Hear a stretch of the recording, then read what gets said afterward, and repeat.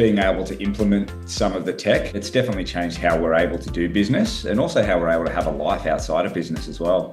Maybe a little bit different to some other business. Growth to us is lifestyle growth. We just want to grow in the sense that we're able to offer premium service and have a life at the same time. So as an example, like drop my son at school and being able to go and grab a coffee with my wife after that, then go to a meeting, be out of the office by 3:30 this afternoon, still be contactable if somebody needs me.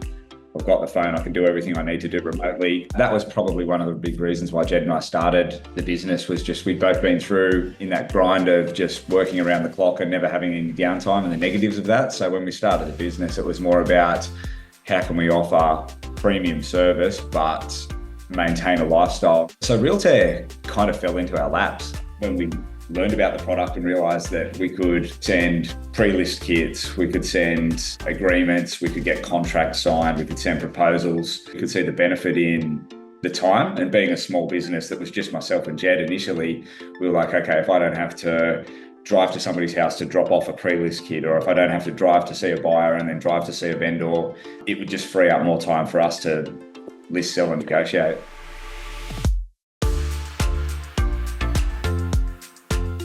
Say I've just gotten off the phone with somebody that wants me to appraise their property, I'll put together a pre-list and I'll send that off to them before the meeting. If I list the property while I'm there, great. I'll usually do that with a paper agency agreement. If I don't list it, I can then send them a proposal that summarises everything that we've spoken about. And if I then get the go-ahead, I'll give them the option of me coming to meet with them to run through everything. But more often than not, they say, just flick us the agreement, we'll sign it. First and foremost, it looks professional when you're sending them a nicely packaged pre-list proposal agreement, but it also just saves the time in between as well. I also feel like if I send a pre-list to somebody, I'm notified that they've opened it 15 times before I get there. I know that they're probably a hot prospect. Or if somebody then revisits a proposal from 3 months ago, it's kind of a good prompt to have another conversation with that person.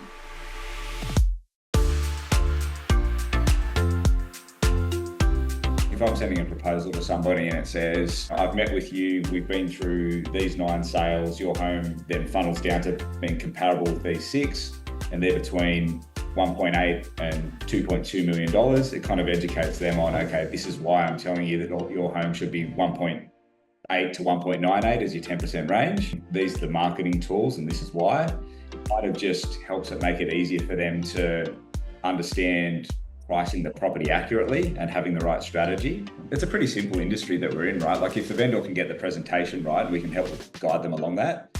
We motivate where the property can't be missed, we price it accurately, and then we've got a strategy that has buyers competing for it, then the home's going to sell. The more that we can educate a vendor on doing that, the more that they profit from it.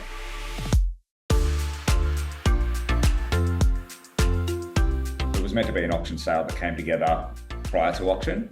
Owner's gone into aged care. His 2 sons are power of attorney. One of them is in northern New South Wales. The other one lives in Queensland, but is actually overseas in Canada at the moment. So some logistical challenges if you're trying to do paper contracts that way. The agreement came together verbally at about, say, 10 o'clock-ish yesterday morning. At that time, it's coming into the night time in Canada, so I had my last conversation with Rod before he was going to bed, then kind of picked up communications with Phil, who was in northern New South Wales, got the contract signed by the purchasers electronically, got the contract signed by Phil, who was in Queensland, and then at 10 o'clock last night, I was about to go to bed, get a notification that Rod's opened the contract.